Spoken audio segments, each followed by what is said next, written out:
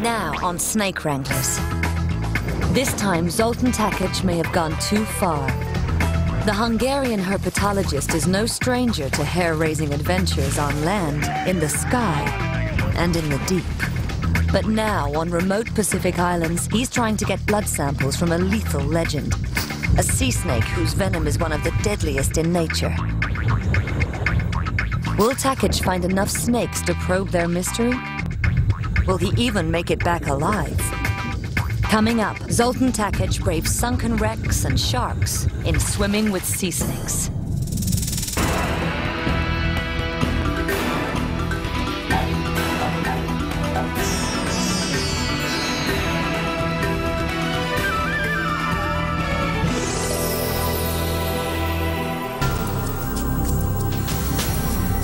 Diving represents both beauty and unknown.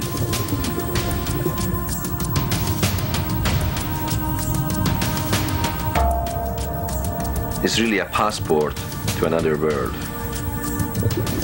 And I need that passport to observe sea snakes in the natural environment. Diving with highly venomous snakes in remote South Pacific waters would give most people nightmares. But it's a dream come true for Dr. Zoltan Takic, a research scientist at Yale University.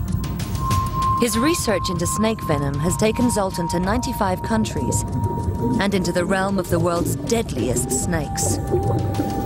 For some unknown reason, I'm after snakes all the time. I love them. I love to go after them. I love to catch them. For me, they are the most beautiful and charming animals in the world. The reason why I'm doing science are snakes. Zoltan has come to the South Pacific nations of Vanuatu and Fiji to continue his study of a tantalizing question. How can a snake capable of killing a human with a single bite suffer no ill effects of its own venom? While seizing prey, venomous snakes sometimes bite themselves, and mysteriously, they survive. I will collect sea snakes, extracting blood from them. All I need is a couple drop that contains enough DNA, the genetic material, to answer why sea snakes are resistant to their own venom, and also to understand how sea snake venom works. His work with sea snakes builds on Zoltan's earlier research with cobras. He and his colleagues discovered that one molecule in the cobra's muscle cells blocks the activity of its own deadly neurotoxic venom. Cobras and sea snakes have similar venom. So Zoltan is guessing sea snakes are protected by the same biochemical shield. And he's not just after any sea snake, but a particularly venomous species, the yellow-lipped banded sea krait. He'll need blood from about 10 sea kraits from Vanuatu and 10 more from Fiji. This will give him a broad cross-section of DNA to study sea kraits' resistance. And in pursuing the sea kraits, he hopes to fulfill another goal, to observe them in the wild. Compared to other snake species, these deadly seafarers have escaped in-depth field study. Few really know their habits and haunts. How will Zoltan catch 20 of the dangerous snakes? And can he do it without being bitten, miles from hospitals and antivenom? On the northern tip of Vanuatu's main island, Zoltan's odyssey begins with a rendezvous. Zoltan, Roland. the snake man. The captain will be the snake wrangler's guide to Vanuatu's tiny uninhabited islands, many prime real estate for sea kraits. And while he's just flown halfway around the world, Zoltan won't rest until he's set up his base camp and caught a few snakes. The closer you get to the snakes, the more excited you are, and the more tired you are, but the less you feel it.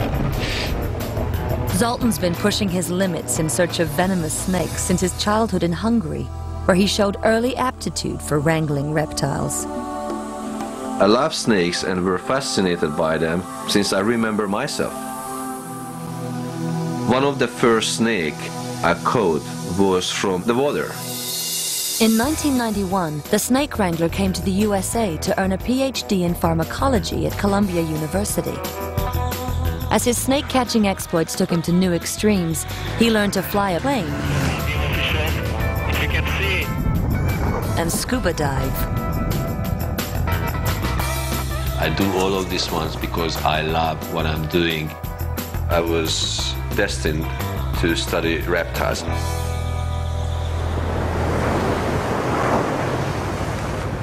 Back in the islands off Vanuatu, Zoltan spots a perfect campsite. This is just great. This just looks perfect. Nobody's on this island. It's like playing Robinson Crusoe right now.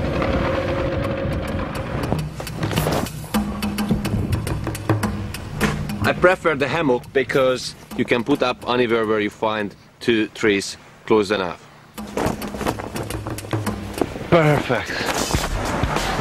An island may seem like an unusual place to look for sea snakes, but banded sea kraits are different from all other sea snakes.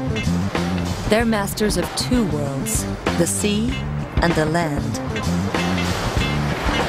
Sea snakes in general are very understudied. It's basically every observation is new data here. Hey, snake! I have it!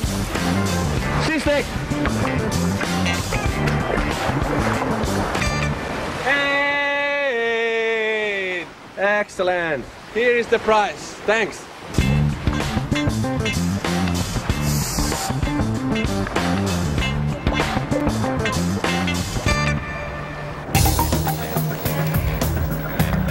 Every 10 to 14 days, sea kraits come ashore to digest food, shed their skin, or lay eggs.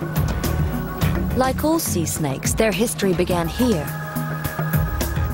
But over millions of years, they adapted for life in the sea, where prey was plentiful. For swimming, nostrils that seal shut come in handy. So does a tail shaped like a paddle. A heart located mid-body helps keep the sea krait's blood pressure stable throughout its length. This is important during dives of 30 feet. Extra large lungs help the snake stay underwater for extended periods. The banded sea krait's coloring helps camouflage it on land. In the water, it may create an optical illusion that confuses pursuers. But not this one.